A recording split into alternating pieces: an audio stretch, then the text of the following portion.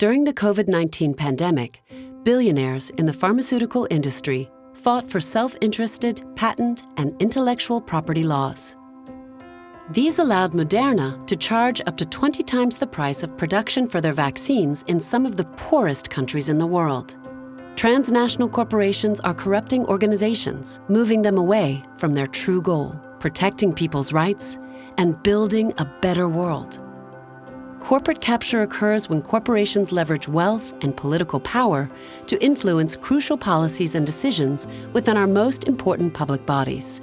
Oftentimes, this is done with impunity and without consideration for international norms, laws, and human rights. But how does it happen? Take the UN, for example.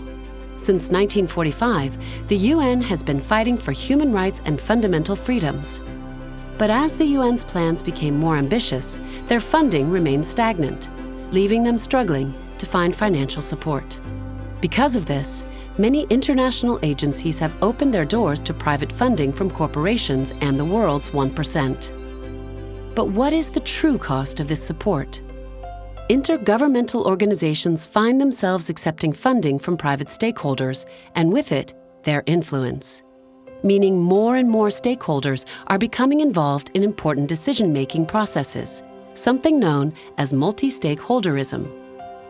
This allows corporate actors to leverage their financial support for profit, ignoring the needs of people and the planet. These private corporation stakeholders can easily escape regulation and accountability, hiding behind terms like partner and volunteer.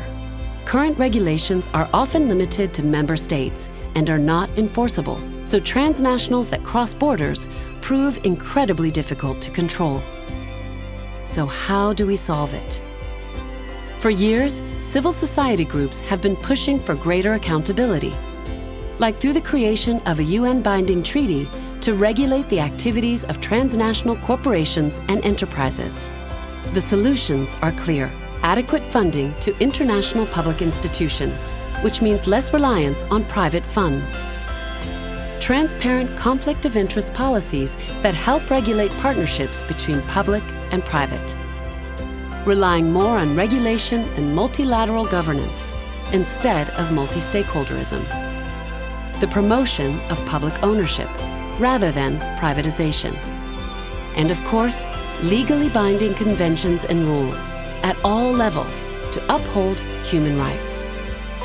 Corporations are never neutral and should not be involved in important decisions without regulation and accountability to the same international standards as everyone else. From South Africa to the UK to Indonesia, activists all over the world are fighting to protect public bodies from corporate capture and place the priorities of people and the planet before corporate profits. Will you join us?